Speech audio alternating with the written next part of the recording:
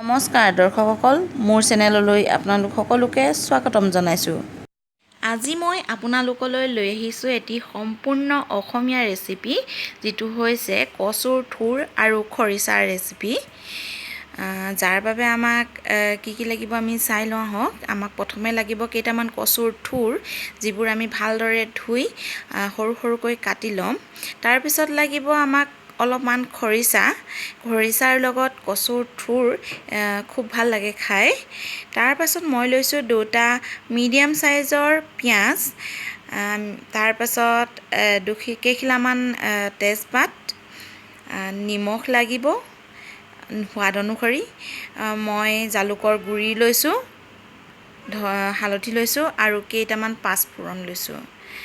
গতিকে চাওঁ আহকচোন আমি কেনেদৰে ঘৰতে থকা এই সামগ্ৰীসমূহেৰে সোৱাদ লগাকৈ এখন কচুৰ আৰু খৰিচাৰ ব্যঞ্জন বনাব পাৰোঁ। মই খৰিচাখিনি আচলতে পুৰণা খৰিচা হ'লে খুব ভাল হয়। খৰিচাটো টেঙা সোৱাদটো থাকিব লাগে, তেতিয়া ভাল। মই কেৰাহীখন গৰম হ'বৰ বাবে তুলি দিছোঁ।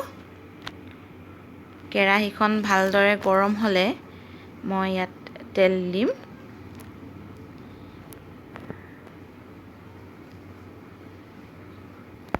মোৰ কেৰাহীখন প্ৰায় গৰম হৈছেই। এতিয়া মই ইয়াত তেল দিম।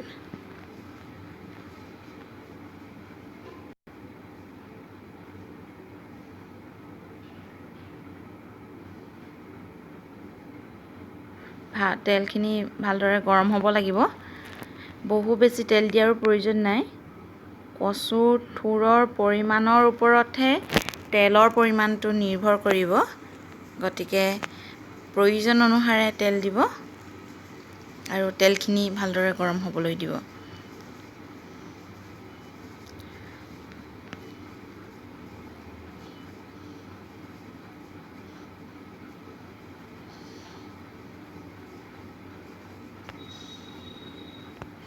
তেলখিনি প্ৰায় গৰম হৈ গৈছে। এতিয়া মই পাঁচফোৰণ লৈছিলোঁ আমি।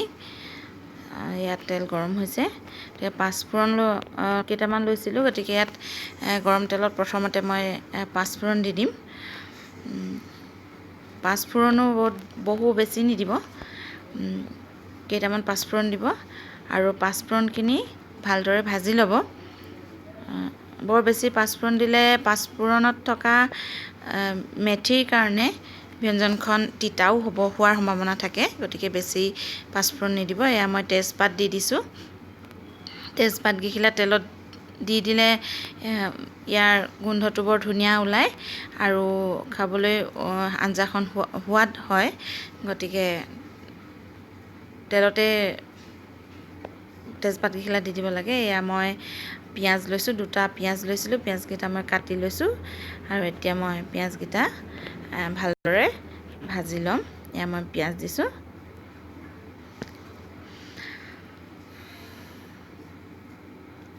পিঁয়াজখিনি আমি ভাজি ল'ব লাগিব, কিন্তু পিঁয়াজখিনি একেবাৰে ৰঙা হ'বলৈও দিব নালাগে, ৰঙা পৰি যাবলৈ দিব নালাগে। প্ৰায় পাতলা বাদামী ৰঙৰ হ'লেই, অৰ্থাৎ পিঁয়াজখিনি অলপ ভাজ খালেই হ'ব। ইয়াৰ বাবে আমাক প্ৰায় 1-1.5 মিনিটমান সময় লাগিব, কিন্তু মাজে মাজে পিঁয়াজখিনি লৰাই থাকিব। লৰাই নাথাকিলে তলৰ পিঁয়াজখিনি দেই যোৱাৰ সম্ভাৱনীয়তা থাকে। গতিকে পিঁয়াজখিনি মাজে মাজে লৰাই আমি ভালদৰে সিজাই ল'ম।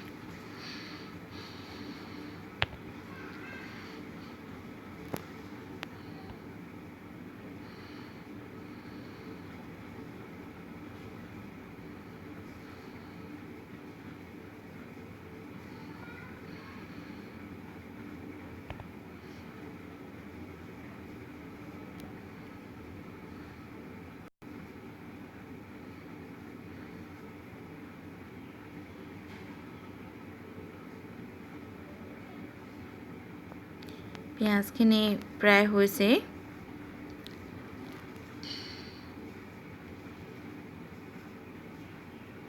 এয়া চাওক পিঁয়াজখিনি আমাৰ পাতলা বাদামী ৰঙৰ হৈ গৈছে। মই আগতেই কৈছোঁ পিঁয়াজখিনি আমাৰ একেবাৰে ৰঙা পৰি যোৱাকৈ ভাজিব নালাগে। এতিয়া আমি তেলতেই হালধি দি দিম।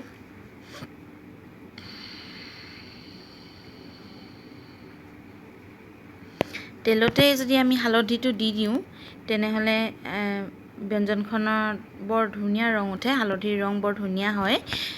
আৰু কেতিয়াবা হালধি বেছি হ'লে ব্যঞ্জনখন তিতা বা কেঁচা হালধিৰ গোন্ধ ওলায়, গতিকে তেলতে যদি আমি হালধিটো দি দিওঁ সেই গোন্ধটো নোলায় আৰু ৰঙো খুব ভাল হয়।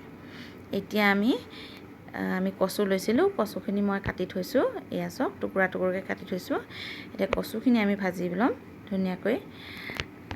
কচু আঁহটো আপোনালোকে গুচাই ল'বও পাৰে, আৰু গুচাই নলওঁ বুলিলেও আপোনালোকে তেনেদৰেই আঁহ নুগুচোৱাকৈ টুকুৰা টুকুৰকৈ কাটি ল'ব পাৰে। মই আঁহ গুচোৱা নাই, টুকুৰা টুকুৰকৈ কাটিহে লৈছোঁ মাত্ৰ।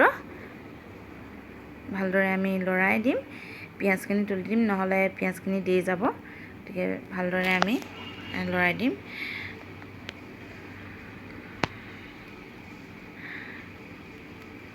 কচুৰ ঠুৰৰ অনুপাতে আৰু সোৱাদ অনুসৰি আপোনালোকে নিমখ দি ল'ব। এয়া মই নিমখ দিছোঁ আৰু নিমখ দি ভালদৰে লৰাই ল'ব। কচু খাব লাগে, কচুৰ ঠুৰ, কিয়নো ইয়াত যথেষ্ট পৰিমাণৰ আইৰণ থাকে। আৰু কচু খালে ডিঙিৰ বিভিন্ন যিবোৰ ৰোগ হয়, বিশেষকৈ টনচিল জাতীয় যিবোৰ অসুখ, এই অসুখবোৰ নহয় বুলি কয়। গতিকে কচু আমি খাব লাগে। কচুখিনি আমি যিয়ে নহওক আপোনালোকে দালিত দিও কচু খাব পাৰে, কিন্তু কচুখিনি ভালদৰে ভাজি ল'ব লাগে, তেতিয়া কচুৱে নখজুৱায়। এয়া মোৰ কচুখিনি মই ভালদৰে লৰাই ল'লোঁ। এতিয়া আমি ইয়াক ঢাকোন দি থ'ম অলপ সময়ৰ বাবে, সিজিবৰ বাবে। মই ঢাকোন দি দিছোঁ, কিন্তু মাজে মাজে আমি ঢাকোন আঁতৰাই ইয়াক লৰাই দিব লাগিব, আৰু গেছৰ ফ্লেমটো আমি মিডিয়াম কৰি ল'ব লাগিব।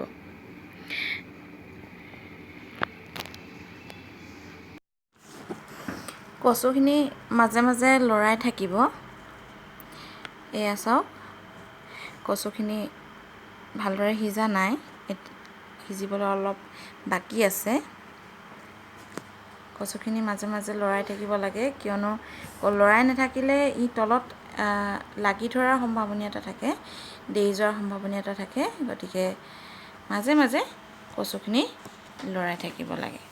মোৰ কচু এতিয়াও অলপ বাকী আছে সিজিবলৈ, গতিকে কচুখিনি ভালদৰে লৰাই মই এতিয়া আকৌ ঢাকোন মাৰি অলপ সময় ঢাকোন মাৰি থ'ম।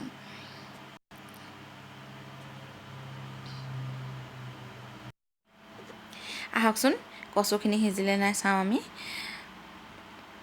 এয়া চাওক কচুখিনি প্ৰায় সিজিছে, একেবাৰে সিজা নাই, অকণমান বাকী আছে সিজিবলৈ। প্ৰায় কচুখিনি সিজিছে। গতিকে এতিয়া আমি ইয়াত যিহেতু জালুক লৈছিলোঁ, গতিকে জালুকখিনি মই ইয়াত দি দিম। আপোনালোকে যদি ইচ্ছা কৰে তেনেহ'লে জলকীয়াও দিব পাৰে, কিন্তু মই ইয়াত জালুক দিছোঁ, কিয়নো জালুকৰ গোন্ধটো খুব ভাল হয়, আৰু জালুক দিলেও এটা বেলেগ এটা সোৱাদ হয়। গতিকে মই জালুক প্ৰয়োগ কৰিছোঁ। এয়া মই জালুকখিনি দি দিছোঁ।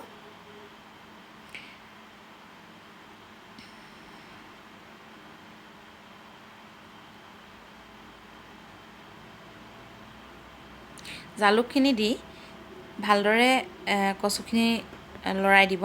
জালুকখিনি যাতে ধুনীয়াকৈ সকলো ভাজিখনত মিক্স হৈ যায়, গতিকে জালুকখিনি ধুনীয়াকৈ মিক্স কৰি দিব।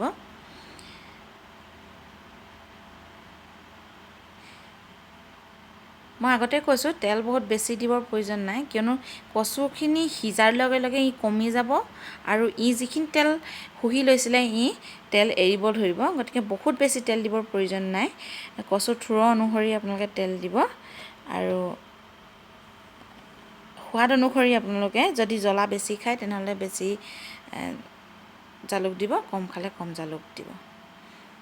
অলপ দেৰি সিজাৰ পাছত মই ইয়াত আমি লোৱা খৰিচাখিনি আমি ইয়াত ঢালি দিম। মই ঢালি দিম।